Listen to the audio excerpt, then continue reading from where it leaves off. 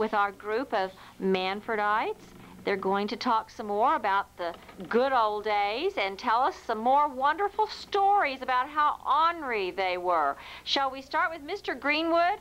I understand your ear was just about chewed off by a pig. Oh. Your ear was about chewed off by a pig. Yeah, just in there. Would you tell us about it? Yeah, lived at the farm, and Paul Year and my uncle was shucking corn for my dad.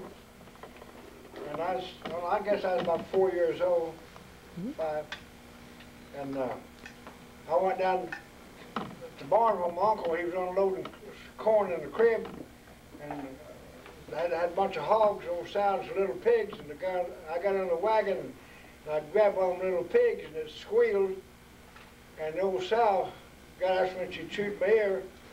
And my uncle, he carried me up to the house, my ear hanging down. My mother loaded me in the car and brought me a dock of my daughter, and he sewed it back on.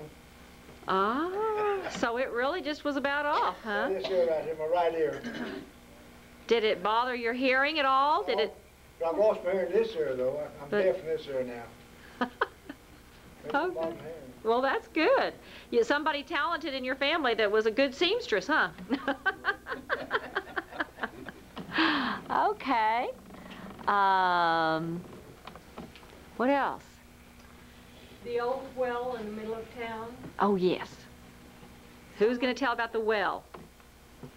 It's in that picture, but I don't know if anybody here old enough that, I don't know when the well was taken out. Melvin might remember it, you know, the old pump well. It's in the center of town. Did you know anything about that? Yeah, it's laying up here in my yard.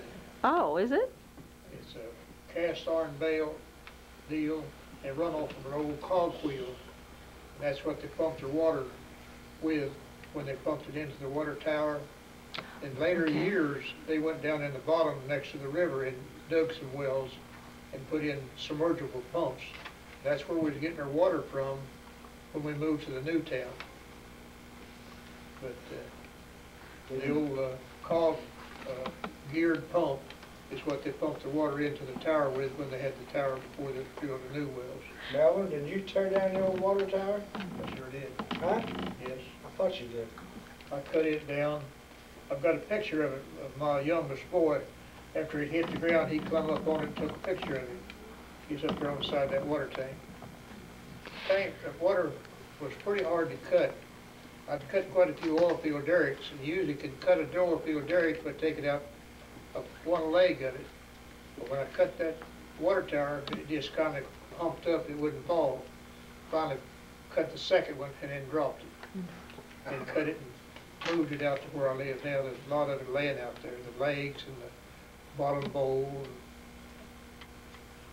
Did they put chemicals in the water when they pumped it out of the well and put it up to the tower? Did they do anything with it, or did it just, was it? The water well set right under the tower. Uh-huh. And it pumped it right straight up and back into the tower. And they never treated it with anything? It was just... I don't think so. No, no. Just with birds. Pigeons. Pigeons. Something interesting about him mentioning the water wells in the old town of Mannford. There were a number of oil field wells drilled out in this area, the new location. And it was a general consensus that we would probably draw salt water into a well system if we had to relocate with wells. And the Corps of Engineers ended up that they would not allow us to have a reservoir system. They forced us to have a well system out here. So we drilled 3 wells on south of the Baptist church, and feeling that those wells would probably eventually draw in salt water, and if it was too far down the road that we couldn't get any additional systems from the Corps of Engineers. So we picked the worst well that had the most potential, and we pumped it 24 hours a day, 7 days a week, as hard as it could be pumped for the water supply that we needed. And we were finally able to draw in salt water about a year or so later, and then we were able to go back to the Corps, and they went back and took some more additional land in that area and built the Mannford Lake Dam. So you had to prove to them that it was not going to work to do the well system, Correct. basically. Correct.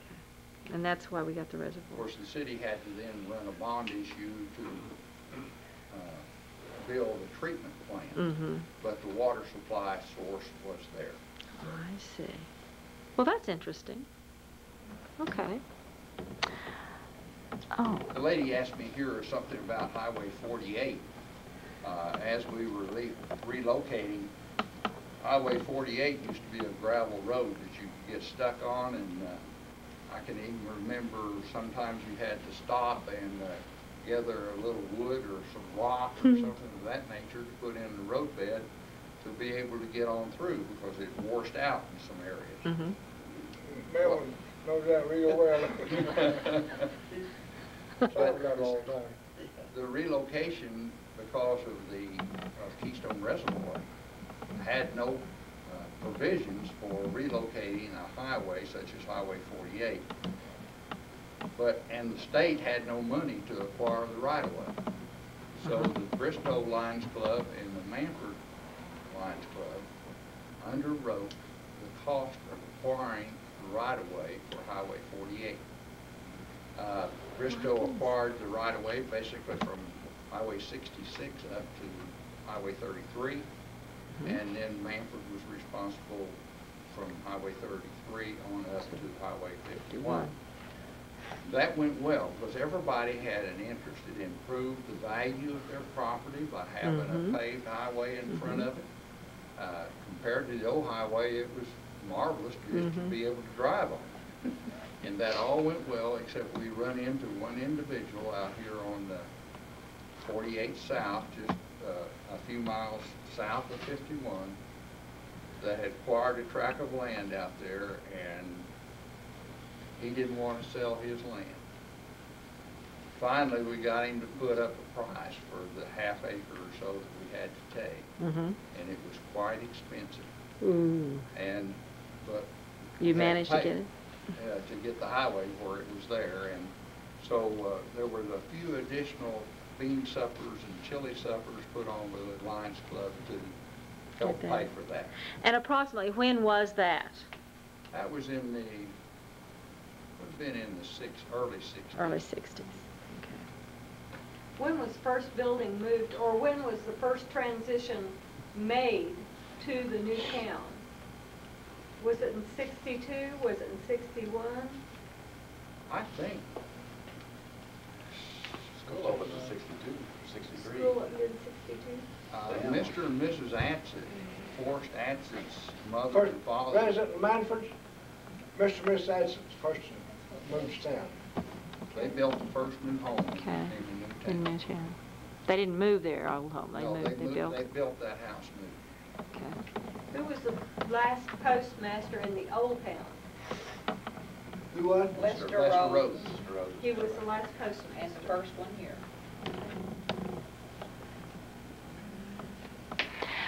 Could I get each one of you to tell me what you did for a living? What your profession was?